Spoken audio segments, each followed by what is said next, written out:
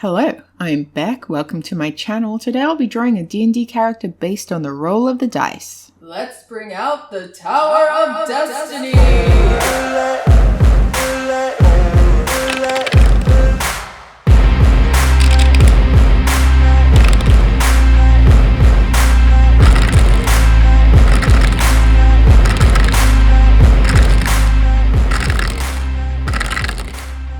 Now, unlike last week, I decided to choose a background without spinning the wheel. I have a little bit of a technical reason for doing this. The file that I used to edit my videos got completely corrupted, and I don't actually know why, but I had to recreate everything from scratch, which is not fun. And I guess it might have been the file with the wheel spinning. I mean, it was just a video, but it's the main difference between this video and last, so we'll see. We'll see if... Also, I didn't really like it. Blah, blah, blah. Anyway, let's have a look at the inspiration table page that I've done here. The new player's handbook just describes dwarves as squat and often bearded. So it's got a lot of freedom to be creative. It doesn't specify what their skin color is or really anything. It's just squat and often bearded. So obviously they had some art to go off of in the on the page. But I was looking at just the traditional, like what you would imagine when you hear about a dwarf, and then coupling that in with a sailor background and also a Druid of the Moon. One of the things you get as Druid of the Moon, which I'll get into later, is something where you can conjure nature spirits that can be in the shape of wolves, serpents, or birds. I think they can be anything, but the sample said wolves, serpents, or birds. And because of the sailor background, I thought it would be funny to have them be seagulls. Anyway, let's get into it. Let's get started. And playing into the theme of technical difficulties, I did manage to forget to record the initial sketch phase of this. So this is just Procreate's time-lapse render, but we're already in the part that was recording because it was a pretty quick sketch, all things considered. And yeah, looking at the new information about druids.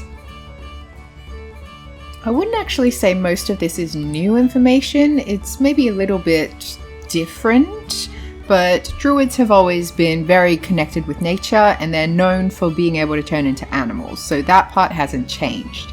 The 2024 Player's Handbook describes them as harnessing the magic of animals, plants, and the four elements. Druids heal, transform into animals, and wield elemental destruction. Revering nature above all, individual druids gain their magic from nature, a nature deity, or both, and they typically unite with other druids to perform rites that mark the passage of seasons and other natural cycles. There's a very handy table that lists your primary ability as wisdom and your saving throw proficiencies as intelligence and wisdom, which is why I have assigned those the highest abilities in the ability score table. With the subclass of druid, there is 4. All of the new classes have exactly 4 subclasses, which is very convenient when you're using the dice to make choices for you. And this time we have Circle of the Moon. Very exciting stuff. One of the spells, you get special spells depending on your subclass. One of the ones you get at Druid level 5 is called Conjure Animals. And it's a 3rd level spell, which sounds confusing where you have to be at level 5 to get 3rd level spells, but that's a whole other thing. We're here to draw, so I'm not going to get too into that nitty-gritty stuff.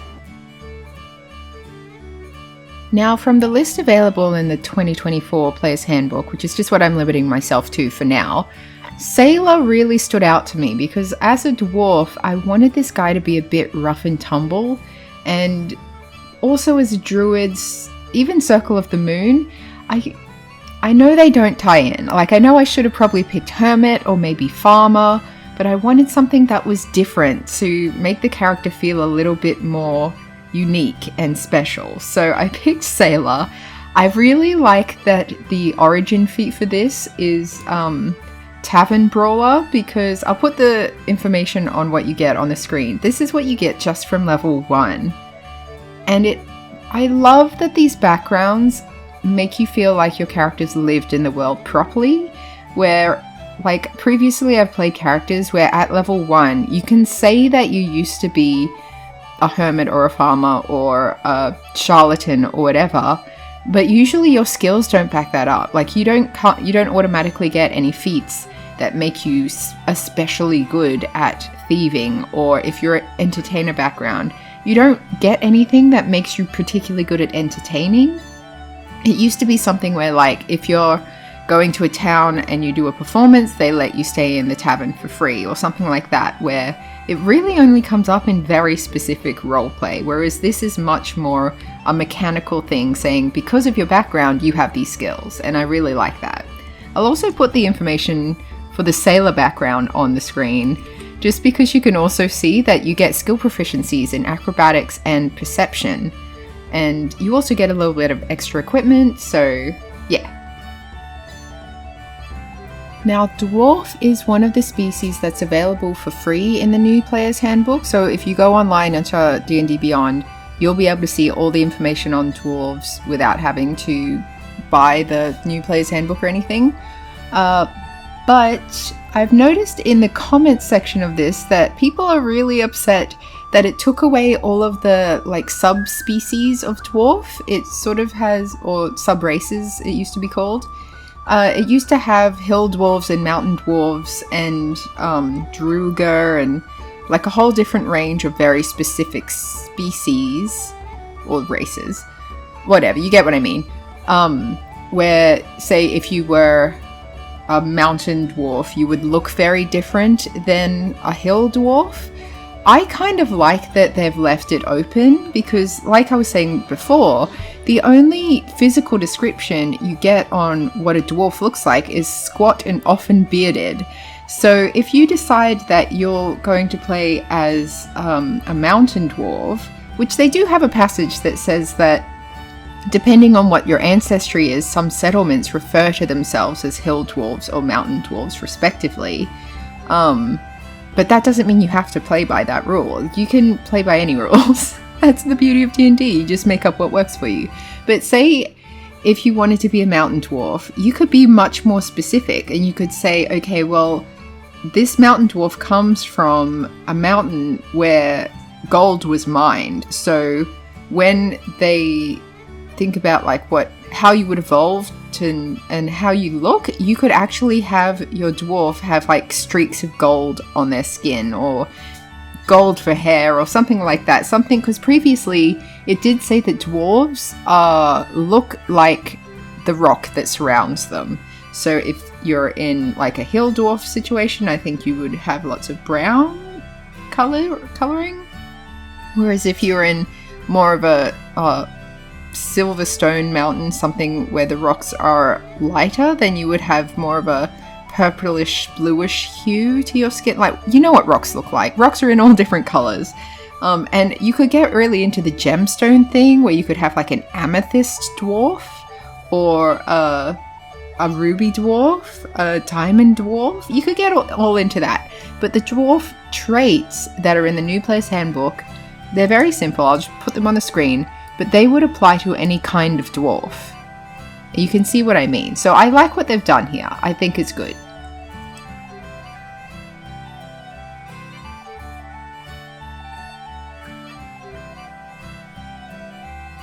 For this guy in particular, when we're looking at his ability scores, he has like +0 to strength, dex, charisma, which means he's just sort of average at those things.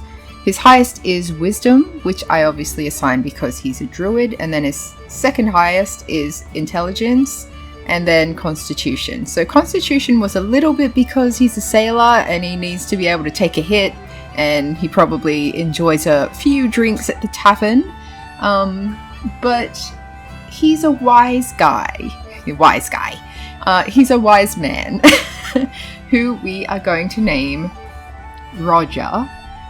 Roger, I believe, grew up in a mountain for a little bit. Not that long, because I think what happened is he went, like, as a dwarf, he grew up with mountain ancestry, but I think his mountain has been sort of pillaged of all of its fine gemstones, and so he's taken to the sea to try and get those back, because maybe it's less of a mountain where he comes from and more of a cave or a cove on an island.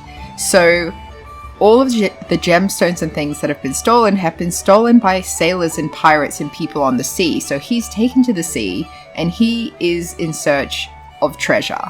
Not treasure for himself, but treasure to return to his mountain so that it can be restored to what it once was. Or maybe not the mountain itself, but the community that he comes from. They've become very poor because they've lost all their natural resources. And that's an excellent call to adventure, an excellent reason to join an adventuring party, whether it's actually on the seas or not. It doesn't really, like, obviously the dwarven special skills are a lot more useful when you're on the land, because you don't really get to use tremor sense if you're on a boat, I don't think. Correct me if I'm wrong in the comments. But whether he's adventuring on land or at sea, his background is sailor, and that is how he got his background, being a sailor. He's been floating around the world. He's been sailing around the world, and I think probably whatever the resource is from this island, I would make up a weird word for what it is. Like, it wouldn't just be gold or silver, it would be unobtainium or something like that, where once he's found it, he knows that it came from his island because it's not available anywhere else. The only place to get it would have been this island, which means every time he finds it, he considers it stolen. Whether or not the people who found it on this island knew that there were people living there, whether or not whoever currently owns it purchased it legally, I don't think he cares about any of that. I think he's on just a real mission to take back what he believes belongs to his people.